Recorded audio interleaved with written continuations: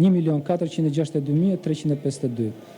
Jemi duke bërë verifikimin për këtë 109, me qenë se kishte një interes, 109 votash të themi ose zgjedhësish për të parë se ku është gabimi. Është gabimi në të gjithë territorin, po flasim, është gabimi i antarëve të Komisionit Qendror Votimit kur kanë mbyllur proces verbalin, apo i antarëve të grupit të numërimit kur kanë hedhur të dhënat. Por në 1,5 milion të themi gati, diferenca është vetëm për 109. Jemi në proces të verifikimit të këtij dokumentacioni. Dhe nga 1.462.352 flet votimit të gjetura në kuti, 1.406.833 janë vota të vlefshme. Dhe 55.519 janë vota të pavlefshme. 55.519. Nëse mbledhim numrin e votave të vlefshme me numrin e votave të pavlefshme, atëherë përputhet 100% me numrin e fletëve votimit të gjetura në kuti. Pra këtu nuk kemi asnjë kontradikt edhe logjike. Po se po. Në lidhje me kutit e parregullta, përfundimisht janë vetëm 9 kuti të parregullta, të cilat kanë rezultuar nga procesi i vlerësimit të këtyre kutive. 7 të tilla janë shpallur të parregullta që në momentin e dorëzimit të kutive nga KQV tek KZAZ, dhe 2 janë konsideruar si të tilla nga KZAZ pasi pas marrjes të kutive në dorëzim ka rezultuar kështu. Kjo është panorama përsa e përket votimit, numërimit të fletëve votimit brenda vendit, përsa e përket procesit të numërimit të fletëve votimit jashtë vendit. Ka filluar procesi i numërimit edhe për kandidatët për qarkun Kuks. Është drejt përfundimit në këtë momente që flasim procesi i numërimit dhe vlerësimit të fletëve votimit për qarkun e Tiranës dhe do të fillojmë menjëherë me vlerësimin e votave për kandidatët e listës hapur. Deri tani janë 159.921 vota të vlefshme dhe 1.666 vota të pavlefshme deri tani.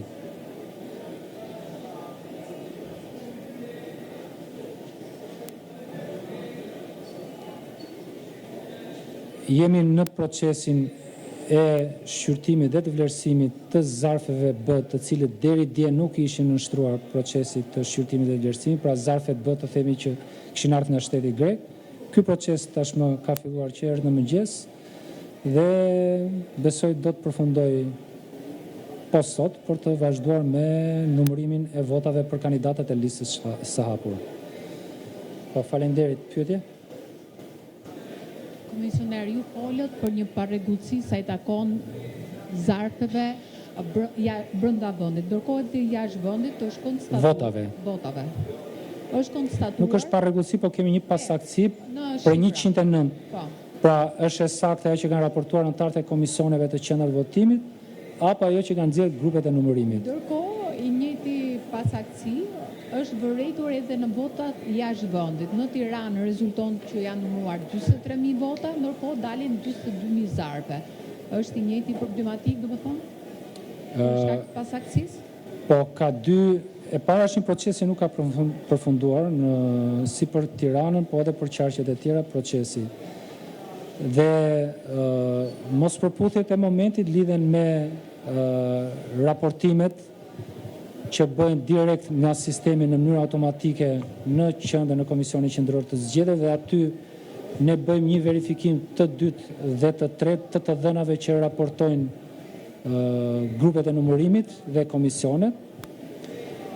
Për rastin e votimit nga jashtë ka edhe një element tjetër të cilin do duhet ta marrim në konsiderat. Sikurse ndoshta ju e dini, por edhe të tjerë ata të cilët përfaqësues partisë të cilët kanë qenë prezent në këtë proces, ka dokumentacion zgjedhor të ardhur nga jashtë, i cili nuk ka qenë i rregullt, dhe ky dokumentacion është administruar në kutit e parregullta. Ky dokumentacion është në mungesë kryesisht të zarfit B, që do të thotë që ne nuk kemi skanuar zarf B dhe prandaj e dhëna në lidhje me numrin e zarfave B nuk është e plot, po mungojnë të gjithë zarfat B që ne kemi dërguar, sepse një pjesë e votuesve nga jashtë nuk e kanë dërguar zarfin B, por kanë dërguar direkt zarfin A. Janë 2696 të themi raste të administruara në kutin e parregullt, ku 99.99% e këtyre rasteve të parregullt lidhen me mungesën e zarfit B. Dhe ky numër nuk është gjeneruar në mënyrë automatike në sistem, dhe ne kemi hedhur manualisht këtë si të dhënë. Por për sa kohë që nuk e kemi të ngarkuar në sistem këtë numër, çdo e dhënë që lidhet me përpunimin e këtyre rasteve nuk gjenerohet automatikisht në sistem. E kuptoj që mund të jetë pak e vështirë, sidomos për votuesit për ta kuptuar, me pak fjalë. Çfarë është zarf B që është dërguar në mënyrë të rregullt, automatikisht të dhënat që lidhen me përpunimin e zarfit B dalin në sistem. Por nuk është në të gjitha rastet kështu. Kanë ardhur në Komisionin Qendror të Zgjedhjeve direkt në zarfin e DL-s, flet votimi apo dhe zarfa A në mungesë të zarfit B. Dhe të dhënat për këtë rast përpunohen në mënyrë manuale në sistem. Dhe ndaj ka një lloj mospërputhje. Po dhe kjo krahasuar me shifra totale, do të thënë është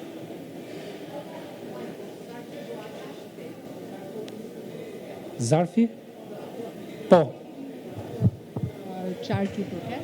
Nëpërmjet asaj çfarë ka sjell DL-ja, domethënë stikeri që ka patur, po. Ne na përputhen të gjitha rastet e veçanta apo të parregullta që kemi mbajtur proces verbal gjatë grisjes së zarfit të DL-s me numrin që kemi të administruar të këtyre rasteve në kutit e posaçme tani apo në kutit e parregullta. Pra, kur kemi hapur zarfin e DL-s, kemi parë që ka munguar zarfi B, këtë rastin e kemi shënuar në një proces verbal. Është mbajtur një proces verbal që ky zarf i DL-s me këtë kod unik që ka zarfi i DL-s, me këtë emër dhe mbiemër të këtij personi, e kemi shënuar si rast të veçantë. Dhe materialin zgjedhor të këtij rasti kemi futur te kutitë e parregullta. Marsi Korreshi nga Syri Televizion, siç dihet fakti që pati një pezullim të numërimit të votave të Greqisë, Partia Demokratike ka bërë një kontestim të procesit duke hedhur akuza të vazhdueshme për manipulim të votave, për prishjen e procedurave dhe për mos zbatimin e marrëveshjes nga kompania DL, duke hedhur akuza edhe ndaj Komisionit Qendror të Zgjedhjeve, dhe sot pasi u hapën kutitë e Greqisë, ka pretendime të reja nga Partia Demokratike se pikërisht numri i votave, rezultati i dalë nga kutitë e para që janë hapur, flet për një rezultat 95% dhe më shumë në favor të Partisë Socialiste, çka ngro dyshimet e tyre. Por pyetja që ju bëj ju si komisioner shtetëror i zgjedhjeve dhe si një njerëz që keni eksperiencë 25 vjeçare me zgjedhje dhe dini mirë rezultatin e partive, a ju duket i dyshimt ky rezultat? Dhe pyetja më konkrete që doja t'ju bëja, a mendoni se ka dështuar Komisioni Qendror i Zgjedhjeve për të siguruar votën e sigurt të diasporës? Faleminderit. Faleminderit. Ne jemi në procesin e shqyrtimit dhe të vlerësimit të çdo vote të mbritur në Komisionin Qendror të Zgjedhjeve. Ajo çfarë ne kemi garantuar dhe garantojmë dhe rikonfirmojmë këtë garanci ka të bëjë me gjithë procesin e administrimit të dokumentacionit zgjedhor në rastin kur ky dokumentacion zgjedhor zotrohet, administrohet nga KQZ. Dhe është pak po e sigurt dhe besoj që asnjë prej partive politike nuk ka dyshim për këtë, janë prezent që për ditës 1 kur ky proces ka nisur, dhe në mënyrë të vazhdueshme janë edhe sot prezent edhe gjatë procesit të numërimit dhe vlerësimit të fletëve të votimit. Sikurse lehtësisht mund të kuptohet, unë nuk mund të bëj asnjë koment për rezultatin dhe për atë se si është përmbajtja e fletëve të votimit që ne numërojmë dhe vlerësojmë. Gjithë secili prej subjekteve zgjedhore është në lirinë e vet ta komentoj dhe të ngrejë dyshime. Ajo çfarë ne kemi për detyrë është që të adresojmë sipas rastit dhe procedurave çdo kontest që lidhet me procesin zgjedhor. Deri tani mendoj që vendimarrja e Komisionit Qendror të Zgjedhjeve për të gjithë aspektin e procesit të votimit nga jashtë, por jo vetëm, dukshëm në gjykimin dhe në vlerësimin tim, ka treguar që është një institucion i cili ka prioritet i integritetin e këtij procesi dhe kemi adresuar ashtu sikurse do duhet të adresohet çdo kërkesë e çdo kujt.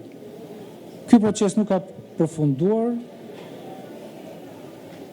do të thotë që nëse dikush ka pretendime të tjera shtesë, do të shqyrtohen dhe do të vlerësohen. Ju vetë keni konstatuar apo mund të pranoni ka pasur probleme në Greqi procesi votës së emigrantëve krahasuar me shtetet e tjera të fakta? A mund ta konfirmoni vetë si organizatori i këtij procesi? Komisioni Qendror të Zgjedhjeve nuk është paraqitur asnjë evidencë apo provë të themi në lidhje me pretendimet të bëra dhe publike të cilat ne publikisht jemi njohur për të vërtetës, por në mënyrë formale mbështetur pretendimet me argumente apo me prova të ndryshme deri tani në Komisionin Qendror të Zgjedhjeve nuk janë paraqitur, por koha për t'i paraqitur këto nuk ka përfunduar, biles nuk ka filluar në një lloj mënyre sepse do duhet të përfundojmë procesin e tabelimit të rezultateve dhe subjekti zgjedhor që ka kontest për këtë rezultat ka gjithë lirinë për të paraqitur pretendimet për shkeljet e ligjit dhe provat përkatëse. Dhe mandej do të vlerësohet nga instancat përkatëse, ekziston apo nuk ekziston pretendimi, ka apo nuk ka shkeljet e ligjit dhe se sa këto shkeljet e ligjit kanë ndikuar në rezultat.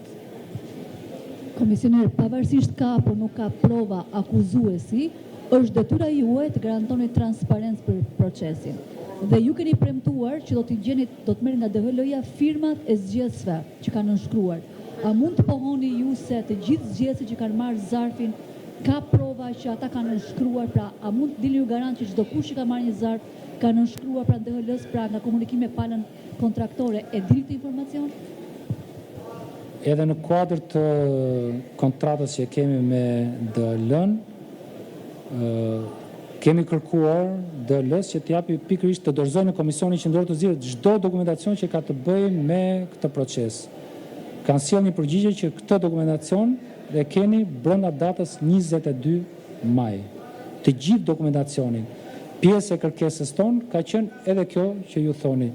Duam shpjegime dhe informacion se si ka qenë protokolli i shpërndarjes së zarfeve dhe dokumentacionin mbështetës të gjithë këtij protokolli.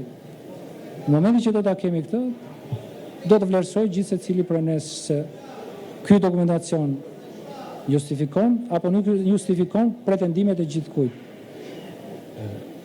Zoti komisioner, kam një pyetje që besoj është në interes të të gjithëve. Kjo duhet jetë ndeshja më e gjatë që është zhvilluar në Parkun Olimpik dhe ju si arbitër, kur mendoni se do të përfundoj?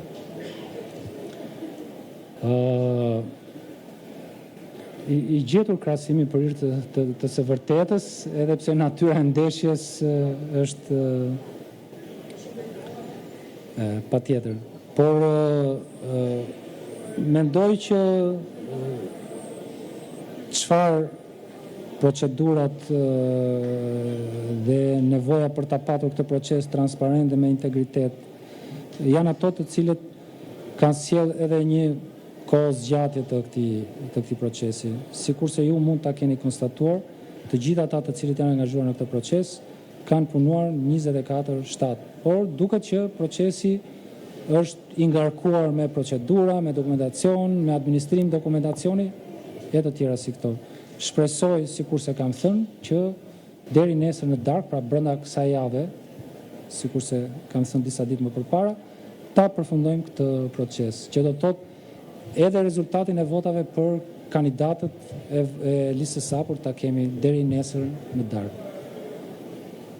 Referuar dhe pyetjes kolegut, ju keni marrë një vendim që keni shfuqizuar disa begje akreditimi. Pse numërimi i votave është kthyer sërish si një ndeshje në Parkun Olimpik, sidomos për qarkun e Lezhës? Në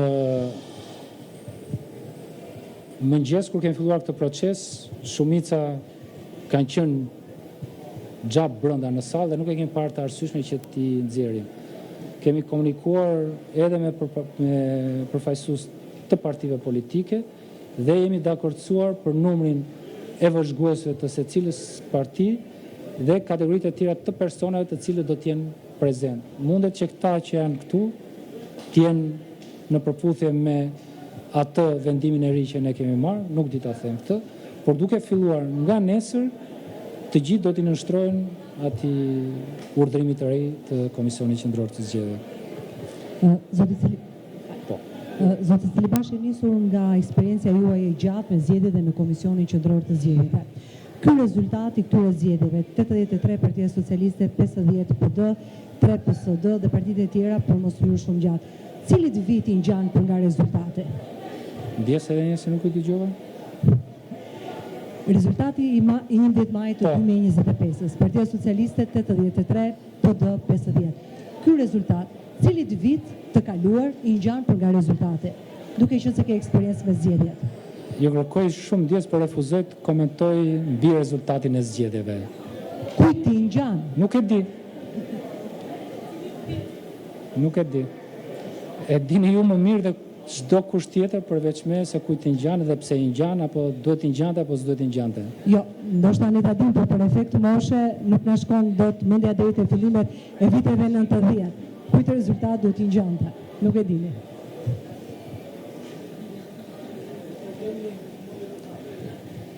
Mirë, faleminderit.